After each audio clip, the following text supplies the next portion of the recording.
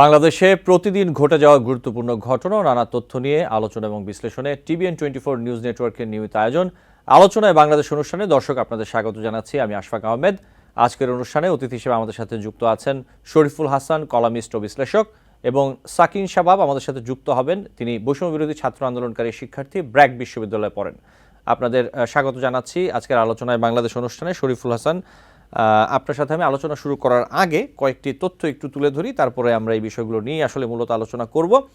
প্রথমে যে তথ্যটি আমার হাতে রয়েছে সেটি হচ্ছে যে আজারবাইজানে COP29 জলবায়ু আলোচনার ফাঁকে AFP-কে একটি সাক্ষাৎকার দিয়েছেন প্রধান উপদেষ্টা ডক্টর মোহাম্মদ ইউনূস, এবং তিনি বলেছেন স্বৈরাচারী সাবেক শাসক শেখ হাসিনাকে ক্ষমতাচ্যুত করার পর দেশে সরকার গঠনের আগে সংস্কার প্রয়োজন, সংস্কারের গতি নির্ধারণ করবে নির্বাচন কত দ্রুত হবে। এবং তবে তিনি বলেছেন আমরা অন্তর্বর্তীকালীন সরকার, তাই আমাদের মেয়াদ যতটা সম্ভব সংক্ষিপ্ত হওয়া উচিত। প্রধান উপদেষ্টা ডক্টর ইউনূস আরও বলেছেন যে সম্ভাব্য সাংবিধানিক সংস্কারের পাশাপাশি সরকারের আকার, সংসদ ও নির্বাচনী বিধিবিধানের বিষয়ে দেশকে দ্রুত একমত হতে হবে। পরে যে বিষয়টা আমি একটু তুলে ধরতে চাই তা হচ্ছে মৎস্য ও প্রাণী সম্পদ মন্ত্রণালয়ের উপদেষ্টা ফরিদা আক্তার বলেছেন সরকারের পক্ষ থেকে ভুল ত্রুটি হয়েছে বলেই চিকিৎসাধীন আহতদের মধ্যে ক্ষোভের সঞ্চার হয়েছে। তিনি বলেছেন বৈষম্য বিরোধী আন্দোলনে আহতদের দাবিগুলো যৌক্তিক বলেই তারা হাসপাতাল ছেড়ে সড়কে নেমে এসেছেন। যে কোনো মূল্যে সরকার তাদের দাবি পূরণে বদ্ধপরিকর। এবং আরেকটি কথা বলেছেন ফরিদা আক্তার যে নানা আমলাতান্ত্রিক জটিলতায় তাদের অনেকেই এখনও ক্ষতিপূরণ পাননি, সেটির জন্য দ্রুত ব্যবস্থা করা হচ্ছে বলে জানিয়েছেন তিনি। আমরা যদি একটু দেখি জুলাই আগস্টের যে গণঅভ্যুত্থানে আহতরা, তাদের একটি প্রতিনিধি দলের সাথে স্বাস্থ্য মন্ত্রণালয়ে বৈঠক করেছেন 6 জন উপদেষ্টা, এবং এই সময় আহতরা 7টা দাবি দিয়েছেন, দাবি তুলে ধরেছেন। এই দাবিগুলো কি একটু আমরা দেখি। প্রথমত যেটি আছে যে গণঅভ্যুত্থানে আহত যোদ্ধাদের অতি দ্রুত মন্ত্রী বা উপদেষ্টারা আহত হলে যে মানের চিকিৎসা দেয়া হতো সে মানের চিকিৎসা দিতে হবে। গণঅভ্যুত্থানে যারা আহত হয়ে নিজ খরচে চিকিৎসা নিয়েছেন তাদের চিকিৎসার খরচ পরিশোধ করতে হবে। এবং এরপরে যেটা রয়েছে গণঅভ্যুত্থানে শহীদ পরিবার ও আহত যোদ্ধাদের সম্মাননা কার্ডের মাধ্যমে একটি প্রজন্ম পর্যন্ত মাসিক ভাতা ও পুনর্বাসনের ব্যবস্থা করতে হবে। গণঅভ্যুত্থানে শহীদ ও আহত যোদ্ধাদের স্মৃতি ফাউন্ডেশন নামে জাদুঘর নির্মাণ করে প্রতি বছর 1 জুলাই হতে 5 আগস্ট পর্যন্ত শহীদদের স্মরণে গণস্বাক্ষর কর্মসূচির আয়োজন করতে হবে। এরপর যেটি রয়েছে গণঅভ্যুত্থানে শহীদ হয়েছেন ও আহত হয়ে যারা অঙ্গ হারিয়েছেন একটি নিরপেক্ষ তদন্ত কমিটি গঠন করে তাদের মেডিকেল ফাইল তদন্ত করে কোনো ডাক্তার বা মেডিকেলের অবহেলার কারণ খুঁজে পেলে তাদের বিরুদ্ধে আইনি ব্যবস্থা নিতে হবে। দ্রুত সময়ের মধ্যে গণহত্যাকারী আওয়ামী লীগ ও তাদের সহযোগীদের বিচারের মাধ্যমে শাস্তি নিশ্চিত করে সেই সংগঠনকে নিষিদ্ধ করতে হবে। আগামীতে রাষ্ট্র সংস্কারে 24-এর গণঅভ্যুত্থানের শহীদ পরিবারের সদস্য ও আহত যোদ্ধাদের মতামত গ্রহণ করতে হবে। এই তাদের 7টি দাবি। এরপরে যদি একটু অন্য তথ্য দেখি তা হচ্ছে যে কমিটি নিয়ে বিরোধের জেরে সুনামগঞ্জে বৈষম্য বিরোধী ছাত্র আন্দোলনের শিক্ষার্থীদের 2টি পক্ষের মধ্যে পাল্টাপাল্টি ধাওয়া ও সংঘর্ষের ঘটনা ঘটেছে। এটি বাংলাদেশ স্থানীয় সময় বৃহস্পতিবার পৌর শহরের জেলা শিল্পকলা একাডেমি প্রাঙ্গণে এই ঘটনা ঘটে। এ সময় ইট পাটকেলের আঘাতে 2 পক্ষের 5 জন আহত হয়েছেন। পরে পুলিশ ও সেনাবাহিনীর সদস্যরা গিয়ে সেখানে পরিস্থিতি শান্ত করেন বা নিয়ন্ত্রণে আনেন। এবং এরপর যে তথ্যটি তা হচ্ছে যে ভারতের একটি গণমাধ্যম রিপাবলিকান টিভিতে চট্টগ্রামকে ভারতের অংশ করার উস্কানি দিয়ে বাংলাদেশ বিরোধী অপপ্রচারের একটি খবর প্রকাশিত হয়েছে, এবং এর তীব্র নিন্দা ও প্রতিবাদ জানিয়ে বিবৃতি দিয়েছে বাংলাদেশ জামায়াতে ইসলাম। দলটির সেক্রেটারি জেনারেল ও সাবেক সংসদ সদস্য অধ্যাপক মিয়া গোলাম পরোয়ার স্বাক্ষরিত গণমাধ্যমে পাঠানো বিবৃতিতে বলা হয়েছে এ উপস্থাপকের বক্তব্যের তীব্র নিন্দা ও প্রতিবাদ জানিয়ে বলতে চাই ভারতীয়দের এ ধরনের উস্কানিমূলক বক্তব্য বাংলাদেশের স্বাধীনতা ও সার্বভৌমত্বের ওপর নগ্ন হস্তক্ষেপের শামিল। এই উপস্থাপক আরও মন্তব্য করেছেন যে বাংলাদেশে নাকি হিন্দু নিধন করা হচ্ছে, সেনাবাহিনী চট্টগ্রামের হিন্দুদের ঘরে ঘরে ঢুকছে। উপস্থাপকের এই বক্তব্য সম্পূর্ণ মিথ্যা, অবান্তর ও উদ্দেশ্য প্রণোদিত। এই ধরনের মিথ্যা অপপ্রচার বন্ধ করার জন্য রিপাবলিকান টিভির প্রতি আহ্বান জানানো হয়েছে জামায়াতে ইসলামের পক্ষ থেকে। সবশেষ আরেকটি তথ্য একটু দেই, তারপর আলোচনায় যাব এই সংশ্লিষ্টই। ক্ষমতাচ্যুত প্রধানমন্ত্রী শেখ হাসিনা ভারতে যাওয়ার পর যেসব রাজনৈতিক বক্তব্য বিবৃতি দিচ্ছেন তা বাংলাদেশ ভালো চোখে দেখছে না বলে নয়াদিল্লিকে জানিয়েছে অন্তর্বর্তীকালীন সরকার। 2 দেশের ঐতিহাসিক সম্পর্কের নিরিখে এসব বন্ধ রাখা জরুরি বলে মনে করে বাংলাদেশ। শেখ হাসিনাকে এ ধরনের বক্তব্য ও বিবৃতি দেওয়া থেকে বিরত রাখতে ভারতের প্রতি আহ্বান জানানো হয়েছে। পররাষ্ট্র মন্ত্রণালয়ের ব্রিফিংয়ে সাংবাদিকদের এক প্রশ্নের উত্তরে পররাষ্ট্র মন্ত্রণালয়ের যে মুখপাত্র জনকূটনীতিক অনুবিভাগের মহাপরিচালক তৌফিক হাসান কথা বলেছেন। এ বিষয়ে ভারতের কাছ থেকে কি জবাব এসেছে জানতে চাওয়া হয়েছে, এবং মন্ত্রণালয়ের যে মহাপরিচালক তিনি বলেছেন যে বিষয়টি ভারতীয় হাইকমিশনের কাছে উত্থাপন করা হয়েছে। তিনি বলেছেন সরকারের কাছে তুলবেন, অর্থাৎ ভারতীয় সরকারের কাছে বিষয়টি তুলবেন, এবং আনুষ্ঠানিকভাবে ভারত বাংলাদেশকে এখনো এ বিষয়ে কোনো উত্তর দেয়নি। এই ছিল কিছু তথ্য। আমি আলোচনায় চলে যেতে চাই আমাদের আজকের অতিথি শরীফুল হাসানের সাথে। জনাব শরীফুল হাসান, প্রথমেই যে বিষয়টাতে আমরা আসতে চাই, এই যে জুলাই আগস্টে যারা আন্দোলন করলেন, যারা আহত হলেন, তারা কেন এত ক্ষুব্ধ আপনি কি মনে করেন? এবং এই যে জুলাই আগস্টের আন্দোলনে যে আহত, তাদের চিকিৎসা এবং নিহতদের পরিবারের পাশে যতটা দাঁড়ানো প্রয়োজন ছিল, যথেষ্ট সহযোগিতা যতটুকু হলে হতো, সেটা কি আসলে অন্তর্বর্তীকালীন সরকার নিশ্চিত করতে পেরেছে? না, ধন্যবাদ। আমি বলবো যে জুলাই আগস্টের আন্দোলনে আহত মানুষদের সঙ্গে যেটা হচ্ছে, আপনি দেখেন, আহ, আপনি যদি কয়েক হাজার আহত মানুষের দায়িত্ব নিতে না পারেন, যারা আন্দোলন করলো, যাদের ত্যাগের বিনিময়ে আপনি অন্তর্বর্তীকালীন সরকার ক্ষমতায় আসলে এত বড় পরিবর্তনের পর, সেই কয়েক হাজার মানুষের দায়িত্ব যদি আপনি না নিতে পারেন, আপনি 17 কোটি মানুষের দেশের দায়িত্ব নেবেন, এইটা মানে তার অযোগ্যতার পরিচয়। দেখেন, জুলাইয়ের পর যদি আপনি ধরেন, আজকে আগস্ট, সেপ্টেম্বর, অক্টোবর, নভেম্বর 4 মাস হতে চললো, এরপরেও যদি এই মানুষগুলো চিকিৎসা না পায়, স্বাস্থ্য বুস্টার যাওয়ার পর তারা, আপনি কেউ আহত, কেউ পঙ্গু, কেউ হুইল চেয়ার নিয়ে, কেউ চোখের তার ছড়াগুলি লেগেছে, তারা রাজপথে এসে থাকছে, যে তারা তারপরে বলছে যে আমাদের স্বাস্থ্য উপদেষ্টাকে আমাদের কথা শুনতে হবে। স্বাস্থ্য উপদেষ্টার গাড়ি তারা যখন বন্ধ করলো অবস্থান, সে তিনি আরেকটা গাড়িতে করে চলে গেলেন, এবং তারপর দীর্ঘ সময় ধরে তারা প্রায় মধ্যরাত পর্যন্ত থাকার পরে আসতে হলো। তার মানে যেই মানুষগুলো আহত হয়ে, আপনি তো মৃত মানুষটা তো আর আপনি কবর থেকে ফিরে এসে বলবেন না যে আমাকে চিকিৎসা করেন। যে মানুষগুলো আহত হয়ে গেল, তাদের আপনি এত দীর্ঘ সময়ের অপেক্ষার পর উপদেষ্টাদের যেতে সময় লাগলো, আপনি এই মানুষগুলোর 4 মাস যদি আপনি ট্রিটমেন্ট করতে না পারেন। আমি আপনাদের কয়েকটা ঘটনা বলি। আজকে মানে যে মধ্যরাত পেরিয়ে গেল, তার সেই ঘটনাটি বলছি। সেখানে আপনি জেনে থাকবেন, আন্দোলনকারী একজন ছাত্র তিনি মারা মারা গিয়েছেন। গেছেন। তার নাম আব্দুল্লাহ, যিনি কিন্তু হাসপাতালে ট্রিটমেন্ট ছিলেন, তাকে আবার ছাড়পত্র দিয়ে দেওয়া হয়েছিল। বাড়িতে যাওয়ার পর তিনি আবার অসুস্থ হয়ে ভর্তি হওয়ার পর তিনি মারা গেলেন। কুমিল্লায় জানে আলম নামে একটি ছেলে, তার চিকিৎসাই হচ্ছে না। আমি আপনাদের সেপ্টেম্বরে একটা ঘটনার কথা আমি লিখেছিলাম, যশোরের মনে থাকার কথা। একজন দিনমজুর, তিনি আহত হয়েছিলেন, তার হসপিটালের ট্রিটমেন্ট দিতে পারেননি বলে তার স্ত্রী তার নবজাতককে বিক্রি করে দিয়েছিল। সেই সময় আমি লিখেছিলাম যে এবার আপনি যদি খেয়াল করেন, জুলাই আগস্টের আন্দোলনে কিন্তু এই ঢাকা বিশ্ববিদ্যালয়ের কোনো শিক্ষার্থী আহত হননি, মারাও যাননি। মারা গেছে বা আহত হয়েছে যাদের চোখে গুলি লেগেছে, তারা কিন্তু দিনমজুর, সাধারণ ছাত্র। তো সেই মানুষগুলোকে আপনি 4 মাস যদি ট্রিটমেন্টই দিতে না পারেন, আপনার যদি তালিকায় না থাকে 4 মাসে আমার কারো আহত, তার কি অবস্থা, সেই ফলো আপ কি করা, তাদেরকে যদি চিকিৎসার জন্য আপনি কয়েক হাজার মানুষের, পঙ্গু হাসপাতাল বা ঢাকায় আছে, তাদের চিকিৎসার যদি আপনি এত দায়িত্ব অবহেলা করেন, আপনি কোনোভাবেই রাষ্ট্র চালানোর যোগ্যতা প্রমাণ করতে পারেন। এবং আমি দুটো কথা বলি, স্বাস্থ্য এবং স্বরাষ্ট্র একটা দেশের সবচেয়ে গুরুত্বপূর্ণ বিষয়। আপনি দেখেন আমাদের আইন শৃঙ্খলার পরিস্থিতি, মামলা, মব। আমি বলবো যে অন্তর্বর্তীকালীন সরকার যদি আসলে মানুষের আস্থা বিশ্বাস করতে চায়, তাহলে আমি মনে করি স্বরাষ্ট্রে এবং স্বাস্থ্যে খুব দ্রুত ইতিবাচক পরিবর্তন দরকার। আপনি স্বাস্থ্যে যে নৈরাজ্য চলছে, আপনি আন্দোলনকারীরা স্বাস্থ্য উপদেষ্টা পদ, এবং স্বাস্থ্যকে ডক্টর ইউনূসের সবচেয়ে ঘনিষ্ঠ মানুষ, আপনি যিনি গ্রামীণ ব্যাংকের ভারপ্রাপ্ত, আমি বলবো যে মানে এটা ভীষণ দুঃখজনক যে এই মানুষগুলো রাস্তায় এতটা কষ্ট স্বীকার করলো, তাকে যদি আপনি না দেন, তাহলে আপনি আর কাকে দিবেন, কার জন্য আপনি করবেন? আমি আশা করি আজকে একটা বৈঠক হয়েছে অনেক হট্টগোলের পর, জি। সেখানে তারা সুনির্দিষ্ট কিছু দাবি তুলেছে। আমি মনে করি রাষ্ট্রের প্রথম কাজ এই মুহূর্তে অন্তর্বর্তী সরকারের, এই প্রত্যেকটা মানুষ তারা কি আছে, তাদের কি ট্রিটমেন্ট লাগবে, তাদের অর্থ সহায়তা লাগবে কিনা, কাউকে বাইরে নিতে হবে না। এবং তারা যেটা বলেছে, মন্ত্রীরা যে ট্রিটমেন্টটা পায়, আমি এই যে পপুলার সিদ্ধান্ত, আমি মনে করি একটা সাধারণ নাগরিক হিসেবে যেই সুবিধা পাওয়ার কথা, এটা তো রাষ্ট্রের নাগরিক, তিনি তার চিকিৎসা সুবিধা পাবেন, সেটুকু কেন নিশ্চিত করতে পারবে না? তাহলে আমরা কেন, কি সংস্কার, কি পরিবর্তনের স্বপ্ন আমরা দেখেছিলাম? আমরা তো চেয়েছিলাম তার নাগরিকরা হসপিটাল ট্রিটমেন্ট পাবে, শিক্ষা পাবে, প্রশ্নপত্র ফাঁস হবে না, তরুণরা চাকরি পাবে। তো আপনি তো এর মধ্যে তো মানে আমাদের যারা উপদেষ্টা আছেন তাদের কি সুযোগ সুবিধার বেতন বোনাস কোনোটা সংকট তৈরি হচ্ছে? যদি তা না হয় তাহলে আপনি আমার এই জুলাই আন্দোলন করে আহত মানুষগুলো কেন ট্রিটমেন্ট পাবেন? আমি মনে করি আর যেন তারা যে রাজপথে থাকলো এই ধরনের ঘটনাগুলো যেন কোনোভাবেই তাদের না ঘটে, তাদের যেন আরেকবার আহা উহু কষ্টের কথা বলতে না হয় যে আমি ট্রিটমেন্ট পাচ্ছি না।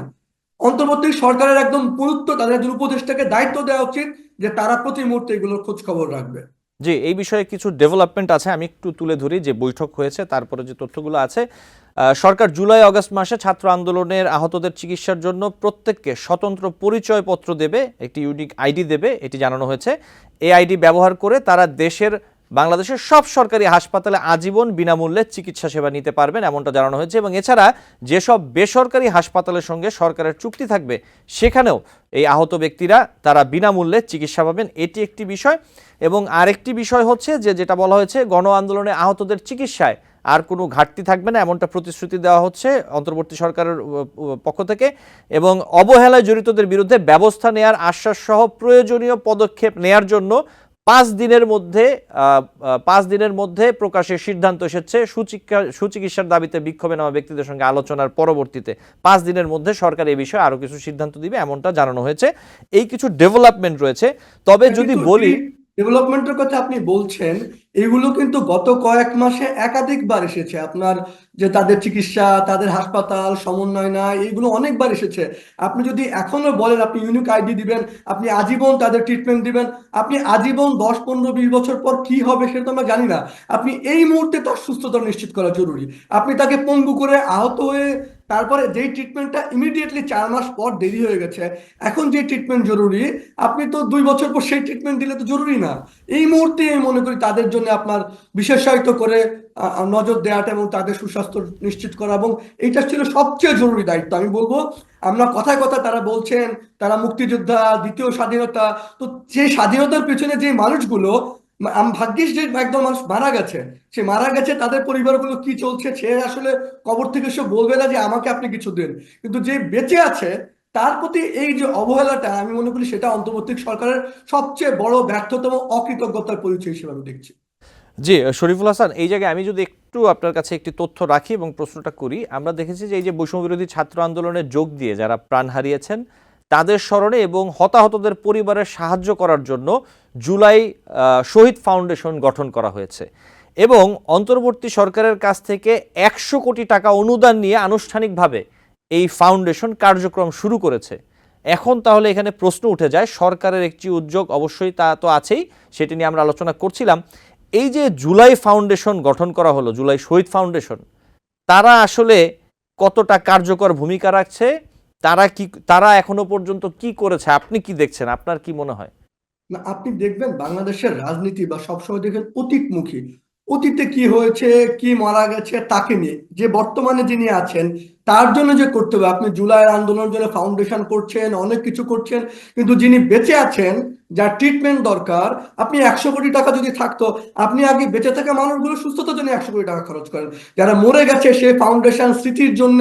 এই আমরা দেখেছি যে এই দেশে ক্ষমতার চেয়ারে যারা বসেন তাদের সব সময় এই একই ধরনের আচরণ, মারা যাওয়া মানুষকে নিয়ে মহৎ করা, বড় করা, সেটা নিয়ে খরচ করার চেয়ে বেঁচে থাকা মানুষগুলোর বর্তমানকে নিয়ে আমার মনে হচ্ছে বাংলাদেশের 53 বছরের রাজনীতির আমাদের সবসময় অতীতমুখী ছিল। সবসময় চেয়ারে বসলি তিনি একটা জাদুর মতন অতীতে কি হয়েছে, অতীতে কে কি করেছে সেগুলো বলেন, বর্তমানকে নিয়ে কথা বলেন, ভবিষ্যৎকে কি করবেন তাদের জন্য কথা বলেন। জি আপনাকে ধন্যবাদ। আমি একটু সাকিন সাহাবের কাছে যেতে চাই। সাকিন সাহাব, আপনি আমাকে শুনতে পাচ্ছেন আশা করি। জি, আমি আপনাকে শুনতে জি পাচ্ছি। আপনি সাকিন শুনতে সাহেব, আমরা পাচ্ছেন? যে বিষয়টি নিয়ে আলোচনা করছিলাম শরীফুল হাসানের সাথে, সেটি হচ্ছে যে এই যে গত জুলাই আগস্টে যে গণ আন্দোলন হলো সেখানে যে আহতরা আছেন তাদের চিকিৎসা এবং নিহতদের যে পরিবার, আপনি কি মনে করেন যে অন্তর্বর্তীকালীন সরকার এই যে 3 মাসের বেশি সময় পার হয়ে গেল, অন্তর্বর্তীকালীন সরকার তাদের পাশে সঠিকভাবে দাঁড়াতে পেরেছে, যতটুকু সহযোগিতা করা প্রয়োজন তারা করতে পেরেছে? কারণ আমরা আহতদের মাঝে অনেক ক্ষোভ দেখতে পাচ্ছি, আজকেও বৈঠক হয়েছে, আপনি জানেন নিশ্চয়ই। জি, আসলে ব্যাপারটা হচ্ছে কি যে জুলাই গণ অভ্যুত্থানের পরে আহ, আমাদের সবচেয়ে বড় স্পিরিট ছিল যারা হচ্ছে শহীদ হয়েছেন এবং যারা হচ্ছে আহত হয়েছে আমাদের এই আন্দোলনের জন্য, তাদেরকে দিয়ে দেখা সবচেয়ে বেশি জরুরি প্রথমে আমাদের। কিন্তু এই অন্তর্বর্তীকালীন সরকার আংশিক ভাবে পারলো, পুরোপুরি ভাবে পারছে না। কারণ আমি যদি নিজে বলে থাকি, আমার ব্র্যাক ইউনিভার্সিটির একজন শিক্ষার্থী, নাম তার হচ্ছে হাসিবুল জিসান। সে চোখে গুলি খেয়েছে। এখন পর্যন্ত জুলাই ফাউন্ডেশন শুধুমাত্র তার নাম এন্ট্রি হয়েছে, কিন্তু ওখান থেকে কোনো ধরনের হেল্প বা যেসব সাহায্য বা যেসব জিনিস দরকার একটা ফাউন্ডেশন আমরা যে কারণে ক্রিয়েট করছি, সেখান থেকে প্রপারলি যায়নি। তো এখন পর্যন্ত আর কি এটা আংশিক ভাবে হয়েছে বলে আমার কাছে মনে হচ্ছে, তবে এটার দিকে নজর দেওয়া সবচেয়ে বেশি জরুরি। এই যে এখন আপনারা উপদেশটা নিচ্ছেন, এটা নিচ্ছেন, সেটা নিচ্ছেন, এইসব বাদ দিয়ে আগে যারা আহত হয়েছে, যারা নিহত আছে, তাদের পুনর্বাসন এবং তাদের দিকে সম্পূর্ণভাবে খেয়াল রাখার যতটুকু প্রয়োজন আপনারা করবেন, আমি সেটা আশা করছি। সাকিন সাহেব, এই জায়গায় আমি একটু প্রশ্ন করি আপনাকে। এই যে জুলাই ফাউন্ডেশনের কথা বললেন, যে জুলাই ফাউন্ডেশনে এনলিস্টেড হয়েছে আপনাদের যে বন্ধু অথবা যে শিক্ষার্থীর কথা বললেন যে আহত হয়েছেন, তার সাথে কি জুলাই ফাউন্ডেশন থেকে কোনো রকম যোগাযোগ করা হয়েছে? আপনার কি জানা আছে কিনা বিষয়টা, যে তাকে আর্থিক সহায়তা দেওয়ার ব্যাপারে অথবা তার চিকিৎসার ব্যাপারে কিভাবে তারা সহযোগিতা করবেন, নাকি শুধু নামটি নিয়ে এই পর্যন্তই এখনো আছে? ব্যাপারটা হচ্ছে কি যে আমি যতটুকু জানি শুধুমাত্র তার লিস্টে নাম নেওয়া হয়েছে, কিন্তু এই যে আগামী একদিন পর হয়তো বা তার অপারেশন, এখন পর্যন্ত তার সাথে কোনো রকম যোগাযোগ করা হয়নি। তো এই বিষয়ে যারা জুলাই ফাউন্ডেশন আমাদের বেসরকারি বিশ্ববিদ্যালয়ের যিনি কর্মরত আছে বা যিনি এখানে ইনক্লুডেড আছে, ওনাকে আমি বলেছি। এখন দেখা যাক কি হয়, কিন্তু আসলে এটা খুবই হতাশাজনক ওনার সাথে আমাদের কবে যোগাযোগ করেছেন সর্বপ্রথম। আপনি? আপনাদের বেসরকারি বিশ্ববিদ্যালয়ের যে সমন্বয় করেন তার সাথে আমি কবে গতকালকে গতকালকে গতকালকে রেসপন্স আমি জানতে পেয়েছেন পেরেছি। এখনো কোনো? ব্যাপারটা হচ্ছে উনি বলেছে যে উনি যোগাযোগ করবেন, কিন্তু এখন পর্যন্ত আর কি বা কতটুকু যোগাযোগ হয়েছে আমি বলতে পারছি না। আমি আজকে দুপুরবেলা জিসানের সাথে কথা বলেছি, উনি বললো যে হচ্ছে ভাই এখন পর্যন্ত কোনো কল আসে। জি, আপনাকে ধন্যবাদ। শরীফুল হাসান, এই বিষয়টাতে আপনি আবার যদি একটু বলি, এই যে জুলাই ফাউন্ডেশন তাদের অ্যাক্টিভিটিস কি বলবেন, যেমনটা সাকিন সাহেব বলছিল? না, সাকিন যেটা বললেন, দেখেন, মানে এইটা ভীষণ দুঃখজনক। যিনি আহতের পরিবার, তাকে যোগাযোগ করতে হবে যে আপনি আমার ট্রিটমেন্ট করেন, তাকে রাস্তায় নামতে হবে, তাকে চোখ অন্ধ নিয়ে পঙ্গু হয়ে পঙ্গু হাসপাতালের সামনে হবে। এর চেয়ে দুঃখের, লজ্জার এই অন্তর্বর্তী সরকার জন্য আর কি হতে পারে?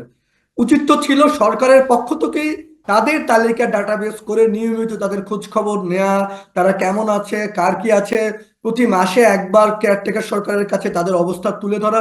সেটা তো উচিত ছিল। এখন আপনি যে দিনমজুর আছেন, যে রিক্সাওয়ালা আছেন, যে সাধারণ মানুষ আছেন, তার পক্ষে কি বারবার সম্ভব এই আমাদের উপদেষ্টা বা তাদের কাছে রিচ করার? এবং আমি সবচেয়ে মনে করি স্বাস্থ্য উপদেষ্টা, তিনি এদের মুখোমুখি না হয়ে কি করে তিনি সেখান থেকে চলে যেতে পারেন? তার তো উচিত এই আন্দোলনকারী তাদের সামনে তাদের প্রতিটা কথা শোনা। তিনি কেন পালিয়ে যাবেন? যাদের আন্দোলনের কারণে আসলেন, তিনি পালিয়ে যাওয়াটা, চলে যাওয়াটা ভীষণ দুঃখজনক। এবং তারপরে তাদেরকে 14 ঘন্টা রাজপথে থাকার পর তারা যখন অনড়, আপনি ভাবেন, যেই মানুষগুলা হাসপাতালে চিকিৎসা নিচ্ছে ভীষণ আহত অবস্থায়, কতটা করুণ হলে, কতটা ভেতরে আর্তনাদ থাকলে, চোখের গুলি, নাই, হাত নাই, হুইল চেয়ার নিয়ে তাদের রাজপথে থেকে বলতে হয় যে আমাদের সাথে এসে কথা বলতে হবে। মানে এর চেয়ে দুঃখজনক আর কি হতে পারে? এই জন্য ঠিক অতীতেই আমরা যা দেখতাম, ছাত্ররা যেমন জীবন চলে যাওয়ার পরেও আমরা দেখতাম আমাদের আগে প্রধানমন্ত্রী রেসপন্স করছে না, আমরা ঠিক সেই চিত্রই যেন দেখতে পাচ্ছি। খুব দুঃখজনক। এদেশের ক্ষমতার যে চেয়ার, সে ক্ষমতার চেয়ার সব সময় যেন জনবিরোধী, ছাত্র বিরোধী, সাধারণ মানুষের কথা যেন শুনতে পায় না এই চেয়ারগুলো। জি, আপনাকে ধন্যবাদ। আমি একটু সাকিন সাহেব আপনার কাছেই আসতে চাই এই বিষয়টি নিয়ে। আমাদের একটু পরে বিরতি নিতে হবে, তার আগে ছোট্ট করে একটু জানবো, এই যে গণ আন্দোলনে যে আহত, তারা আসলে তাদের প্রতিনিধি দল স্বাস্থ্য মন্ত্রণালয়ের 6 জন উপদেষ্টার সাথে বৈঠক করেছেন এবং সেখানে যে 7টি দফা দিয়েছেন আপনি নিশ্চয়ই এখানে দেখেছেন। এরই মধ্যে 7 দফা দাবি দিয়েছেন তারা। এর মধ্যে একটি আছে যে মন্ত্রী বা উপদেষ্টারা আহত হলে যে মানের চিকিৎসা দেয়া হতো, তারা সেই মানের চিকিৎসা পাওয়ার দাবি করেছেন। এই বিষয়টি আপনি কি বলবেন, যে আসলে তাদের এই ধরনের চিকিৎসা দেয়া উচিত কিনা সরকারের? অবশ্যই এটা কতটুকু যৌক্তিক? না, এটা তো অবশ্যই। কেন, মানে এইটা কোশ্চেন আসবেই বা কেন, যে যৌক্তিক কি যৌক্তিক না? এটা এই এই অবশ্যই যৌক্তিক দাবিটা, এবং আমি দিতে প্রশ্নটা হবে, করার উদ্দেশ্য দিতে এটা হবে। সাকিন সাবাব, আমি প্রশ্নটা করার উদ্দেশ্য এটা, আমি শরীফুল হাসানের সাথে এই বিষয়ে কথা বলছিলাম, যে রাষ্ট্রের একজন নাগরিক হিসেবে মন্ত্রী, উপদেষ্টা, তিনি যেই হন না কেন, রাষ্ট্রের একজন নাগরিক এবং অন্য আরেকজন ব্যক্তির মধ্যে চিকিৎসা সেবার যে পার্থক্যটা, এইটা কেন থাকবে? আমি আসলে এই কারণেই প্রশ্নটা করেছি। এই দাবি করতে হবে কেন যে একজন মন্ত্রী অথবা উপদেষ্টা তিনি সেই যে যে ধরনের চিকিৎসা পান, একজন রাষ্ট্রের অন্য নাগরিক, আন্দোলনে আহত নাগরিক, তিনিও যাতে একই ধরনের চিকিৎসা সেবা পান, এটা কেন দাবি করতে হবে? জি। আচ্ছা, আমার কথা হচ্ছে কি যে আমি এটাতেই সবচেয়ে বেশি আশ্চর্য হয়েছি যে এই জিনিসটা নিয়ে কেন জিজ্ঞাসা করা লাগবে যে আমার প্রপার ট্রিটমেন্ট হচ্ছে কি হচ্ছে না। মন্ত্রীরা যেভাবে চিকিৎসা পাইছে, প্রতিটা নাগরিকের ভাবে চিকিৎসা গ্রহণ করা, মানে এটা হচ্ছে কর্তব্য এবং দায়িত্ব সরকারের দেওয়া। এখন এই সরকারে তো কোনো মন্ত্রী নাই, এই সরকার তো উপদেষ্টা দিয়ে সরকার, এটা অন্তর্বর্তীকালীন সরকার, এটা তো হচ্ছে নির্বাচিত কোনো সরকারও না। এই সরকারের উচিত হচ্ছে যতটুকু সম্ভব সবচেয়ে উচ্চ পর্যায়ে, যেখানে যাওয়ার দরকার, দেশের বাইরে হলে দেশের বাইরে, যত টাকার প্রয়োজন সব ধরনের ট্রিটমেন্ট হচ্ছে আমাদের এখন যারা আহত হয়েছে তাদেরকে দেওয়া।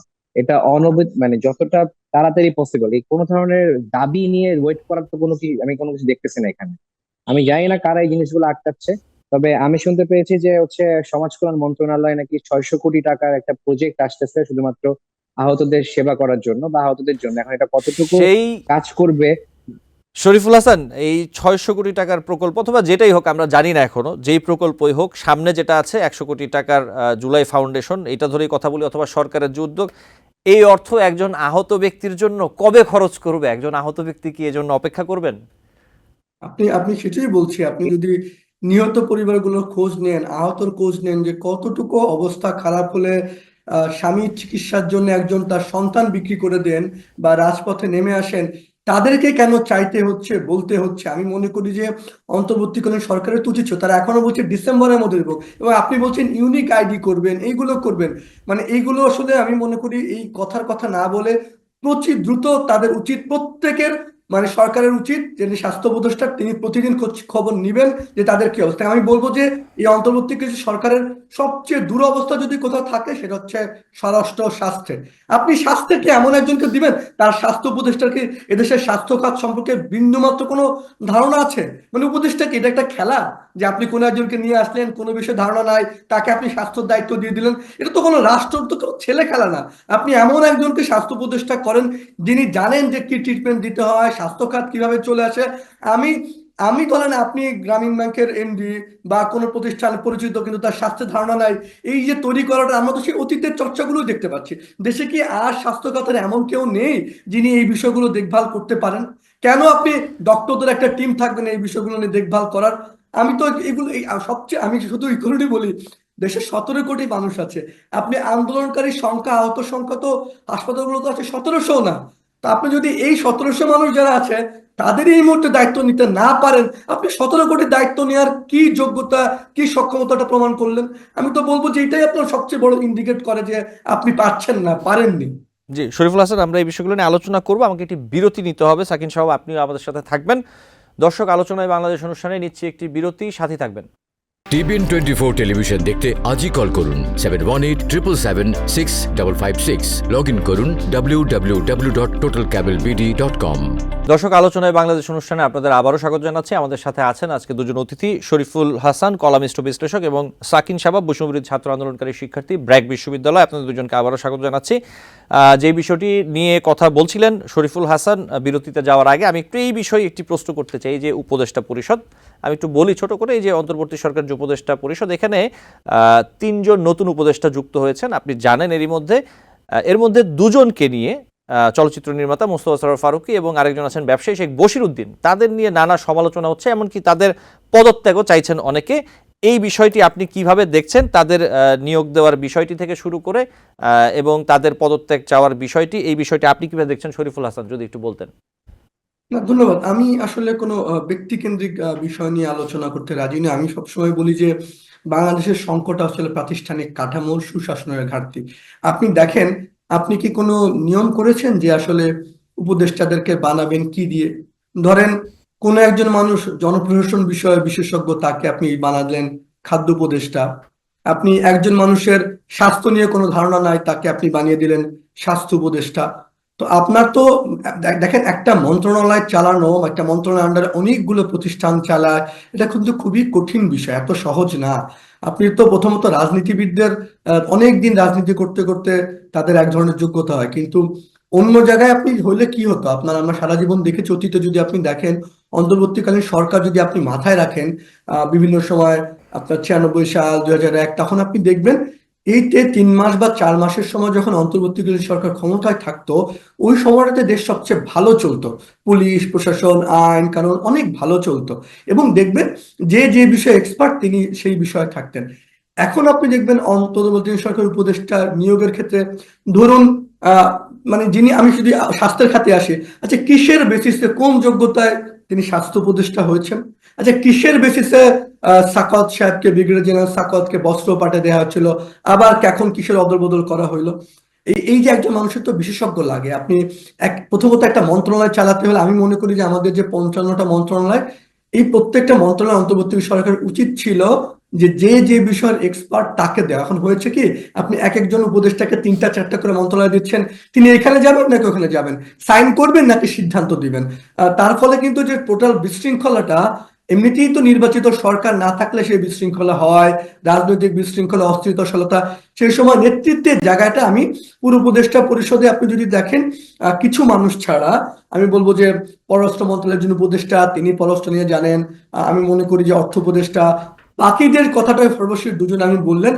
আমি আসলে বলবো যে সরকার একটু ব্যাখ্যা করা উচিত তারা কোন কারণে কি যোগ্যতায় কাকে উপদেষ্টা করছে। ধরেন যদি আপনি যার কথাই বলছেন সংস্কৃতি উপদেষ্টা, যদি আপনি যাকে করেছেন, আমার বোঝা জানার জন্য যে দেশে কি আসলে সংস্কৃতি বোঝার জন্য মানে এই ধরেন আওয়ামী বিরোধী যদি বলি, যারা আগের সরকার তাদের বিরোধী যদি বলি, তাদের মধ্যে কি যোগ্যতার দিক থেকে সংস্কৃতি বোঝানোর জন্য এর চেয়ে বেশি ভালো মানুষ যোগ্য ছিল না?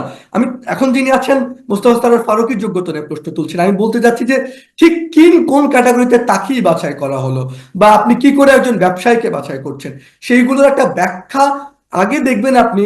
বিগত সরকার, আওয়ামী লীগ সরকার, তার কোনো জবাবদিহিতা ছিল না। সেই ক্ষেত্রে কি কোনো জবাবদিহিতা আছে? আপনি যে অন্তর্বর্তী সরকার যে প্রধান উপদেষ্টা ডক্টর ইউনূস হওয়ার পর তিনি কি একবারও জনগণের মুখোমুখি হয়েছেন? একবারও কি তিনি কোনো প্রশ্নের মুখছেন? আমরা তো তাকে পাচ্ছি না। এখন পর্যন্ত যে সাংবাদিকদের মুখোমুখি, গণমাধ্যমের মুখোমুখি দেখেন, তাকে আপনি পাচ্ছেন না। তিনি কথা বলছেন তার প্রেস উইং এর মাধ্যমে। কেন তিনি একবার, অন্তত পক্ষে মাসে একবার হলেও তিনি সাংবাদিক গণমাধ্যমের মুখোমুখি হবেন না কেন? এই সৎ সাহসটা আমি মনে করি তার জরুরি।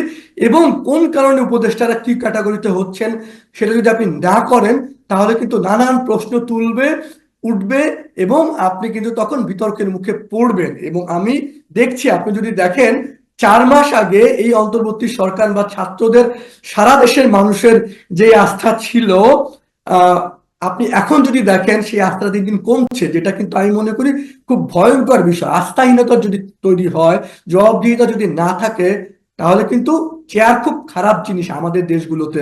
কারণ জবাবদিহিতা থাকে না, যে যার মতন করে পপুলার সিদ্ধান্ত নেয়। আপনি কোন একজন মন্ত্রণালয় আছে, তিনি জনপ্রিয় সিদ্ধান্ত নিচ্ছেন, দেখানোর সিদ্ধান্ত নিচ্ছেন, আদৌ তাতে কি মানুষের জীবনের পরিবর্তন? আপনি যদি বলেন দেশের স্বাস্থ্য ব্যবস্থা গত 4 মাসে কি এমন পরিবর্তন হয়েছে যেটা অতীতে অন্যায় ছিল? স্বরাষ্ট্রে অতীতে যা হতো তার বাইরে কি ইতিবাচকটা এখন হচ্ছে? আপনাকে তো বলতে হবে সরকারকে যে আগে এই এই সংকটটা ছিল, মানুষ পরিবর্তন চেয়েছিল, আমরা এইটা করছি, সামনের দিনগুলোতে আমরা এই কাজগুলো করব। আপনি সংস্কারের নামে নানান কারণে আপনি যদি ভাবে আপনি অনন্তকাল বলতে থাকবেন, এই যে জবাবদিহিতা নেই, এবং সেজন্যই আপনি বলছেন কি যে আমাদেরকে কোনো প্রশ্ন করা যাবে না, এই সরকারকে নিয়ে প্রশ্ন করা যাবে না। পৃথিবীর কোথাও কি মানুষ জবাবদিহিতার ঊর্ধ্বে থাকতে পারে? আমি মনে করি এই জবাবদিহিতার আওতায় মানুষকে প্রশ্নের মুখোমুখি হওয়াটা আসলে খুব জরুরি, যেটার আমি আসলে ঘাটতি এখন দেখতে পাচ্ছি। জি, শরীফুল হাসান, আপনাকে ধন্যবাদ। আমি একটু শাকিন সাহেব আপনার কাছে একই বিষয়ে নিয়ে যেতে চাই। যে নতুন 3জন উপদেষ্টা যারা যুক্ত হলেন উপদেষ্টা পরিষদে, তাদের বিষয়টি আসলে আপনার কেমন, এই ব্যাপারে আপনার মতামত কি, আসলে এই বিষয়টি জানবো। সাথে আমি একটু যোগ করি আপনাকে যে বিষয়টা, আপনি কি মনে করেন আপনি বৈষম্য বিরোধী ছাত্র আন্দোলনের সময় সক্রিয়ভাবে আন্দোলনে ছিলেন, আপনি সমন্বয়ক হিসেবেও দায়িত্ব পালন করেছেন তখন আপনার বিশ্ববিদ্যালয়ে, অন্তর্বর্তী সরকারের সাথে অন্তর্বর্তীকালীন সরকারের মধ্যে কিন্তু এখন 3জন উপদেষ্টা আছেন যারা বৈষম্যবিরোধী ছাত্র আন্দোলনের সময় আসলে একদম ফ্রন্ট লাইনে ছিলেন। যদি আমরা বলি মাহফুজ আলম, উনি একদম ফ্রন্ট লাইনে না থাকলেও তিনিও এর সাথে একদম জড়িত ছিলেন। এছাড়া নাহিদ ইসলাম আছেন, আসিফ ভুইয়া আছেন, তারা আছেন। যাই হোক, আমি যেটা বলতে চাচ্ছি, তারপরও এখন আমরা যে পরিবর্তন অথবা যেই বিষয়টা অনেকের চোখে লাগছে সেটা হচ্ছে এই যে বৈষম্যবিরোধী ছাত্র আন্দোলন এবং এই যে অন্তর্বর্তীকালীন সরকার, তাদের যে সম্পর্কের জায়গাটি। কারণ এই বৈষম্য বিরোধী ছাত্র আন্দোলনের ব্যানারেই এক পর্যায়ে আন্দোলন করতে যে ছাত্র জনতা আন্দোলন করে বিগত সরকারের পতন ঘটিয়েছে। এই বৈষম্য বিরোধী ছাত্র আন্দোলনের সাথে অন্তর্বর্তীকালীন সরকারের যে সম্পর্ক, এই সম্পর্কের মধ্যে কি দূরত্ব তৈরি হচ্ছে? এই বিষয়টা কি আপনার কাছে মনে হচ্ছে? আচ্ছা, প্রথম প্রশ্নের উত্তরটা আমি দিইনি। প্রথম প্রশ্ন ছিল হচ্ছে উপদেষ্টা নিয়ে। দেখেন, আপনারা উপদেষ্টা নিচ্ছেন, আপনারা হচ্ছে মোস্তফা সরোয়ার ফারুকী নিচ্ছেন বা অন্য যাকেই নিচ্ছেন না কেন, আপনারা কখনো কি তাদের সাথে আলাপ করতেছেন যারা এই আন্দোলনে ভূমিকা রাখছেন? করতেছেন না। আপনারা কাদের সাথে আলাপ করে এই উপদেষ্টাগুলো নিচ্ছেন আমরা এখনো জানতেছি না। আপনারা এর আগেও যে উপদেষ্টাগুলো যারা এই সরকার অ্যাড করছে, নিজেরা নিজেদের মতো করে নিজেদের চিন্তা নিজেদের ডিসকাশন করে ওনারা উপদেষ্টা নিচ্ছে। মোস্তফা সরোয়ার ফারুকীর সাথে আমরা দেখতে পাচ্ছি যে আওয়ামী লীগের অনেক পোস্টের এবং সব জায়গায় সম্পৃক্ততা রয়েছে। তো সাকিন সেটা সাহেব, আমি ব্যাখ্যা কি? একটা যেটা প্রশ্ন শরীফুল করতে ভাই চাই। বললেন। সাকিন সাহেব, হ্যাঁ ঠিক এই জায়গায় এই যে বললেন যে আমাদের সাথে আলোচনা করে, অথবা মানে আলোচনাটা অন্তর্বর্তীকালীন সরকার কার সাথে করবে আপনি বোঝাতে চাচ্ছেন? অবশ্যই আমরা সম্মিলিত বেসরকারি বিশ্ববিদ্যালয় যারা আছে তাদের সাথে, আমরা যে বেসরকারি বিশ্ববিদ্যালয়ে যারা আন্দোলন করেছি, যারা ফ্রন্ট লাইনে ছিলাম, যারা এই দেশ গড়ার জন্য আমাদের বেসরকারি বিশ্ববিদ্যালয় পার্টিসিপেশন আপনি কোথায় দেখতেছেন? দেশ গড়াতে আমাদের বা রাষ্ট্রেও কোনো কাঠামোতে কোনো বেসরকারি বিশ্ববিদ্যালয় অন্তর্ভুক্ত আপনি দেখছেন? বেসরকারি বিশ্ববিদ্যালয় আপনি না হয় বাদ দিলেন, আপনি কোনো মাদ্রাসার অন্তর্ভুক্তি দেখছেন? কেন কোনো নেই ছাত্র কলেজের সাকিন অন্তর্ভুক্তি সাহেব, দেখছেন? কেন দেখেন নেই? নাই। কেন কেন হচ্ছে না? এটা এটার প্রশ্ন আমার নিজেরও। কেন হচ্ছে না? কারণ তারা আমাদের সাথে যোগাযোগ করছে না। তারা আপনারা আন্দোলনের যোগাযোগ সময় ঠিক আছে করেছেন? তোমরা যাও, তোমরা আপনারা যোগাযোগ করেছেন সাকিন সাহেব? আপনি অবশ্যই একটু খবর নিয়ে দেখবেন সব জায়গায়, মানে আমরা মানে যোগাযোগ করার জন্য আমরা অলওয়েজ নক দিয়ে থাকি। এক পর্যায়ে আমরা এখন ধৈর্য হারাই ফেলছি। আমি জানি না আপনি সম্মিলিত বেসরকারি বিশ্ববিদ্যালয়ের 12টা দফা আপনি দেখতে পেয়েছেন কিনা। ওইখানে 12 দফার মধ্যে আমাদের দফা ছিল যে উপদেষ্টা এবং যেটাই করেন না কেন আপনারা, সেই ক্ষেত্রে বেসরকারি বিশ্ববিদ্যালয়ের সাথে আপনাদের একটা কথা বলতে হবে, একটা অভিমত রাখতে হবে, তাদের সাথে আপনাদের একটা কানেকশন থাকতে হবে। আপনারা নিজেদের মতো করে আপনারা হচ্ছে উপদেষ্টা নিচ্ছেন, নিজেদের মতো করে সবকিছু করে যাচ্ছেন। এই জিনিসটা আসলে কিন্তু উচিত না। তো এই কারণে হচ্ছে আমরা হচ্ছে এই জিনিসটা অনেক বেশি বিব্রতিকর অবস্থায় আছি। কারণ আমরা যারা আন্দোলনের ফ্রন্ট লাইনার ছিলাম বা সামনের মুখ হিসেবে ছিলাম, তারা এই বিষয়গুলো আসলে হচ্ছে আমরা মানে আমরা নিজেদেরকে খুব বৈষম্যের শিকার হচ্ছে মনে হচ্ছে। যে বৈষম্য আন্দোলনের মধ্যে আমরা ছিলাম সেই বৈষম্যের শিকার এখন আমরা নিজেরা পড়ে গেছি। জি, এবং আমি পরে যে প্রশ্নটি করেছিলাম যে অন্তর্বর্তী সরকারের সাথে বৈষম্যবিরোধী ছাত্র আন্দোলনের সম্পর্কে কোনো ধরনের দূরত্ব তৈরি হচ্ছে বলে আপনি দেখতে পাচ্ছেন কিনা, অথবা আপনার মনে হচ্ছে কিনা? এখন পর্যন্ত তো আমি দূরত্ব তো অনেকটাই দেখতে পাচ্ছি। এখন এরকম দূরত্ব যদি চলতে থাকে তাহলে সামনে কি হবে ঠিক আমি ঠিক জানি না। কারণ হচ্ছে আমরা কোনো কিছু জানতে পারতেছি না, দেশ রক্ষা বা দেশের তো কি হচ্ছে না হচ্ছে, আমরা শুধুমাত্র ডিসিশন গুলো শুনতেছি। তো এগুলো তো আসলে খুবই দুঃখজনক। জি, আপনাকে ধন্যবাদ। যেমনটা বলছিলেন সাকিন সাহেব, শরীফুল হাসান আপনার কাছে যদি একটু আসি, এই যে অন্তর্ভুক্তির যে বিষয়গুলো, পাবলিক বিশ্ববিদ্যালয়ের শিক্ষার্থীরা যারা আন্দোলনের ফ্রন্ট লাইনে ছিলেন তাদেরও প্রতিনিধি আছে, যেমন বৈষম্য বিরোধী ছাত্র আন্দোলনের আছে, প্রাইভেট বিশ্ববিদ্যালয়ের আছে, মাদ্রাসার আছে, বিভিন্ন রাজনৈতিক অরাজনৈতিক সংগঠন প্ল্যাটফর্ম, বেশ কিছু প্ল্যাটফর্ম আমরা 5ই আগস্টের পরে আরও হতে দেখেছি বিশ্ববিদ্যালয় কেন্দ্রিক অথবা বিভিন্ন সংঘবদ্ধভাবে। তাদের সাথে আলোচনাটা আসলে রাজনৈতিক দল, অরাজনৈতিক সংগঠন বা প্ল্যাটফর্মগুলোর সাথে অন্তর্বর্তীকালীন সরকারের যোগাযোগ কতটা বাড়ানো উচিত, তাদের আরও বেশি আলোচনা পরামর্শ নেওয়া উচিত কিনা, একই সাথে এই যে আপনি যেটি বলছিলেন যে উপদেষ্টাদের যে নিয়োগ দেওয়া হচ্ছে এই বিষয়টি নিয়ে আপনি যে কথাগুলো বলছিলেন, আপনার কি মনে হয় অন্তর্বর্তীকালীন সরকার কোন ক্রাইটেরিয়াগুলোর উপরে আসলে তাদেরকে নিয়োগ দিচ্ছে? না, ধন্যবাদ।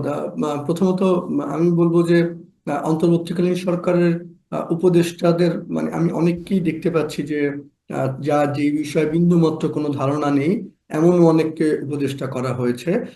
তো সেই জায়গাটাতে নিয়ে আমি মনে করি তার পক্ষে আসলে ভালো কোনো অনেক কিছুই হয়তো করা সম্ভব না। আর একটা জিনিস যেটা আপনি বলছেন, মানে সেই জন্যই আমি বলছিলাম একটা ক্রাইটেরিয়া বা আপনি বলছেন জবাবদিহিতাটা, যে সরকারের পক্ষ থেকে কিন্তু হয় কি, ধরুন আপনি ঠিক করছেন কাউকে উপদেষ্টা করবেন, হয় আপনি যদি বেসরকারি বিশ্ববিদ্যালয়ের কথাই যদি বলেন, যেটা আমাদের সাকিন বলছিলেন, আপনার যদি মনে থাকার কথা জুলাইয়ের আন্দোলনে ঢাকা বিশ্ববিদ্যালয় বন্ধ ঘোষণা করার পর আহ, যখন আপনার কি হবে, মানে বলা যায় যে ঢাকা বিশ্ববিদ্যালয় থেকে আন্দোলনটা আসলে পুরোটাই কিন্তু যদি শিফট করলো, আমি তখন নিজেই ঢাকার বাইরে মানে একেবারে আমি ঘুরে ঘুরে দেখেছি বলেই বলতে পারি।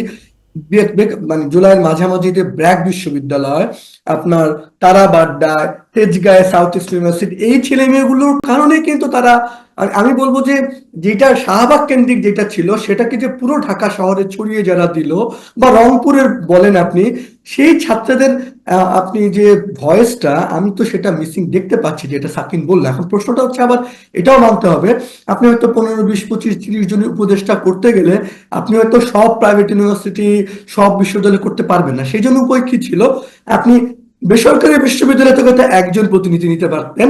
আবার কৌশলে যেহেতু নারী নাই, আপনি যদি ধরেন বেসরকারি বিশ্ববিদ্যালয় থেকে যে নারী দেন, তাহলে তিনি একই সাথে নারী হয়ে যায়, আবার তিনি একই সাথে বেসরকারি বিশ্ববিদ্যালয় রিপ্রেজেন্ট করে।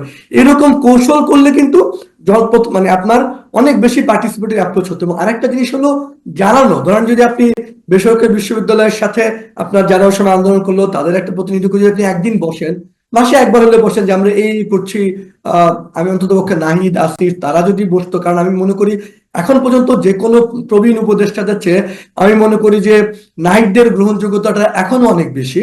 এবং আমি মনে করবো যে আমাদের অনেক ম্যাচিউর 50, 55, 60, 70, 80 বছরের উপদেষ্টারা তারা যে ম্যাচুরিটি পরিচয় দিচ্ছেন, আমি বলবো যে তার চেয়ে অনেক তুলনামূলকভাবে আমি মনে করি আমাদের তরুণরা কিন্তু অনেক, আমি বলবো ম্যাচুরিটি পরিচয় দেয়। সেক্ষেত্রে তরুণরা যদি এই ছেলেমেয়েদের সাথে বসতো, কথা বলতো, এবং প্রতিটা উপদেষ্টা কথার সময় যদি একটু ঠিক করে দেওয়া যে কোন কারণে কাকে কেন উপদেষ্টা মানে দেয়া হবে, এই জিনিসটা মূলত ঠিক সহজ না। কারণ একজন মানুষের যেখানে বলি স্বাস্থ্য খাতে যদি ধারণা না থাকে, বা আপনি যদি 3-4 মাস পরেও দেখেন যে স্বরাষ্ট্রের পরিস্থিতি পরিবর্তন না হয়, তাহলে আপনি করবেন কি? আপনি নিশ্চয়ই পরিবর্তন চাইতে হলে আপনি যোগ্য আমি তো নিশ্চিত করে বলতে পারি যে এখন যিনি স্বরাষ্ট্র আছেন তার চেয়ে তো ফাকত সাহেব হয়তো ভালো করবেন, কিংবা আমি মনে করি তার চেয়ে তো নাহিদও ভালো করতে পারতেন। আপনি যখন কাউকে দিয়ে হচ্ছে না, আপনার তো এই পরিবর্তনটা আনতে হবে। আমি সেই যে ছাপটা, পরিপক্কতা একটা ছাপ, যে জনগণ যে পরিবর্তনটা চেয়েছিল, জনগণের যে সাধারণ ভাষা, সেইটার আমি ঘাটতি বা অন্যরকম দেখতে পাচ্ছি। কিন্তু আমি মনে করি যে আসলে 3-4 মাসে সমস্ত কিছু হয়ে যাবে, রাতারাতি 15 বছর বা 53 বছর অনিয়ম, সেটাও হয়তো সম্ভব না।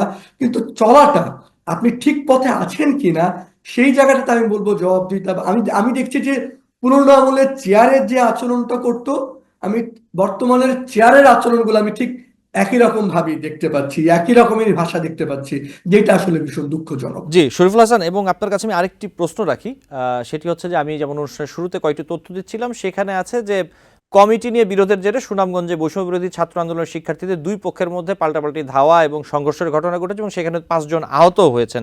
এই বিষয়টিতে যদি আমরা দেখি, এবং এর আগেও আমরা বিভিন্ন রকমের ঘটনা দেখতে পেরেছি, সব মিলিয়ে আমি যদি একটু বলি, আপনার কাছে প্রশ্ন রাখি, আপনার কি মনে হয় যে বৈষম্য বিরোধী ছাত্র আন্দোলন যে প্ল্যাটফর্মটি, তাদের ভেতরে বিভিন্ন জায়গায় হতে পারে যে তাদের ভেতর ক্ষমতা কেন্দ্রিক এক ধরনের দ্বন্দ্ব আছে বা চলছে, এমন কিছু কি আপনার কাছে ধরা দিচ্ছে কিনা? না, আমি একটু মানে মজা করেই কথাটা বলি। আপনি জাতীয় পার্টি একই সঙ্গে সরকারি দল এবং বিরোধী দলে ছিল, তো আপনি তার পরিণতিটা দেখেছেন। এখন বৈষম্য বিরোধী ছাত্র আন্দোলন কি তারা সরকারে নাকি বিরোধী দলে? আপনি একই সঙ্গে আপনার প্রতিনিধিদের সরকারেও আছেন, আবার একই সঙ্গে আপনি বিরোধী দলে করছেন। এইটা কিন্তু খুব দুঃখজনক। আমি মনে করি যে ছাত্ররা হয় পুরো উপদেষ্টা পরিষদ ছাত্র নেতৃত্বই করতে পারতো, যেহেতু এই আন্দোলন ছাত্র নিয়েছে। ছাত্ররা তারা হয়তো মন্ত্রণালয়গুলোতে এক্সপার্ট রাখতে পারতো, ছাত্র প্রতিনিধিরা আমি মনে করি তারাই তো দেশ চালাতে পারতো। কিংবা ছাত্ররা পুরোটাই সরকারের না থেকে আপনি এক্সপার্ট লোক যদি থাকতো, ছাত্ররা জবাব দিয়ে থাকতো, শ্যাডো গভর্নমেন্ট, তারা বলতে এটা ঠিক হয় না, এটা ঠিক হয়। আপনি সরকারেও থাকতে চাইছেন, আপনি সচিবালয়ে যাচ্ছেন, রাজপথেও থাকছেন, আপনি একই সঙ্গে উপদেষ্টা আবার একই সঙ্গে বিরোধী দল। এরকম যখন হয় তখনই কিন্তু এই মারামারি আন্দোলন কিন্তু খুব ভীষণ দুঃখজনক। আপনি যাকে যে কারণে গালি দিচ্ছেন, আপনি গালি দিচ্ছেন একই সঙ্গে সরকারি বিরোধী দলে থাকা যে আপনি নিজে আবার সেই আচরণ করছেন। আপনি গালি দিচ্ছেন আগে আইন ঠিক মতো চলেনি, আপনি এখন আবার আইনকে নিজের মতো ব্যবহার করছেন। আপনি গালি দিচ্ছেন পুলিশ আগে রাজনীতিকরণ করছে, আপনি আবার পুলিশকে দিয়ে একই কাজই করাচ্ছেন। আপনি বলছেন দলীয় কাজ খারাপ, আপনি আবার দলীয় নিয়োগের ক্ষেত্রে দলই দিচ্ছেন। মানে তাহলে কোন অন্যায়টার হচ্ছে? আপনি আওয়ামী লীগের জায়গায় বিএনপি আসাটা বা জামাত আসাটা কি পরিবর্তন, নাকি যোগ্যতা, মেধা, সততাটাই দেখাটাই পরিবর্তন? আমি মনে করি যে আমাদের প্রশাসন, আমাদের রাষ্ট্রযন্ত্রে দেখা উচিত যে মানুষটা যোগ্য, সৎ কিনা। এবং আমি একটা জায়গায় ভীষণ দ্বিমত আমার, যে আপনি সচিব, ডিসি, বিচারক নিয়োগের ক্ষেত্রে একজন মানুষ সরকারি চাকরিতে যোগ দেওয়ার পর তার পরিচয় হতে পারে না আওয়ামী লীগ, বিএনপি, জামাত, এই পরিচয় হতে পারেন না। তার এই পরিচয় তিনি রাষ্ট্রের কর্মচারী বা তিনি বিচারক। এই রাজনৈতিক পরিচয়ের কারণে সে যেন কোনো বাড়তি সুবিধা পেতে পারেন না, আবার তার অন্তরায় হতে পারেন না। তার বদলে আমাদের মেরিটোক্রেসি মানে মেধাকে প্রাধান্য যদি হয়, আমরা বৈষম্য বিরোধী মানেটা হচ্ছে মেধাকে আপনি প্রাধান্য দিবেন কোটার বিরুদ্ধে। কিন্তু ভীষণ দুঃখজনক হলো আমাদের সরকারি চাকরি বলেন বা আপনি অন্তর্বর্তী সরকারের বলেন, মেধার যে চর্চা, যোগ্যতার যে চর্চা, আমি যেহেতু অনেক বছর জনপ্রশাসন পিএসসি নিয়ে সাংবাদিকতা করেছি, লেখালেখি করি, আজকেও আমি লিখেছি, আমি ঠিক দেখতে পাচ্ছি আগে আওয়ামী লীগ তার লোকদের দিয়ে পুলিশ বিচার বিভাগকে পরিবর্তন করতো, তার লোকদের প্রশাসন বাসাতো, এখন তার ঠিক উল্টোটা হচ্ছে। তার মানে আগে যেটা যদি এটাই খারাপ হয়, তার বিরুদ্ধে যদি জনগণের প্রতিবাদ হয়, আজকে থেকে 15-20 বছর পর আজকে যে কাজগুলো হচ্ছে আমি বলছি ঠিক একইভাবে প্রশ্নের মুখোমুখি হবে। তার মানে রাষ্ট্রের যে পরিবর্তন, ভালো বা মন্দের আচরণ মানে পার্থক্যটা করা, সেই কাঠামোটা আমরা করতে পারছি। আমি মনে করি যে সরকারের কাজ ছিল না যে আপনি কাকে রাজনৈতিক কারণে ডিসি করবেন, বরং আপনি যদি জেলা প্রশাসক বা সচিব নিয়োগের একটা কাঠামো করেন যে এই ক্রাইটেরিয়ার মধ্যে হবে, জি। বিচারক যে এই ক্যাটাগরি করবে, সেই জায়গাগুলো হচ্ছে না। তদবির, যোগাযোগ, এবং আপনি দেখতে পাচ্ছি যে আমরা উপদেষ্টাদের তদবির, ওর পরিচিত এবং আমি আরেকটি কথা বলে শেষ করি, আমরা যে শিক্ষা ব্যবস্থা আমরা যে জায়গায় দেখেছি গত 20-25-30-40-50 বছর, তাতে আপনি সংবিধান যদি 100 বারও পরিবর্তন করেন, ক্ষমতার অদবদ যদি 100 বারও হয়, তাহলে আপনি এই ছাত্রলীগ, বৈষম্য বিরোধী, বিএনপি এদের মধ্যে এরকম মারামারি ক্ষমতা দেখবেন।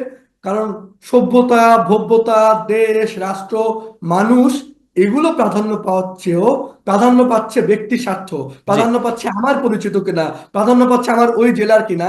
জি, মানে শরীফুল বাংলাদেশটা হাসান, ওই একই ভুল পথে চলছে। জি আপনাকে অনেক ধন্যবাদ। আমাকে শেষ করতে হবে, নিশ্চয়ই অন্য কোনো দিন আপনাদের সাথে এই বিষয়গুলো নিয়ে আরও আলোচনা করব বিস্তারিত। শরীফুল হাসান এবং সাকিব শাবাব, আপনাদের দুজনকেই অনেক ধন্যবাদ সময় দেওয়ার জন্য। আবারও কথা হবে, ভালো থাকবেন। দর্শক, আলোচনায় বাংলাদেশ অনুষ্ঠান আজকের মতো শেষ করছি। পরবর্তী অনুষ্ঠান দেখার আমন্ত্রণ থাকলো। টিভিএন 24 এর সাথে থাকবেন।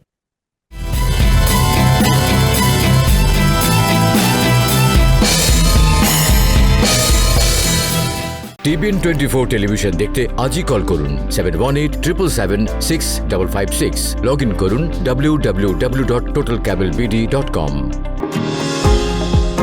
নিউ ইয়র্ক থেকে সম্প্রচারিত টিভিএন 24 টেলিভিশন বিশ্বজুড়ে বাঙালির কণ্ঠস্বর।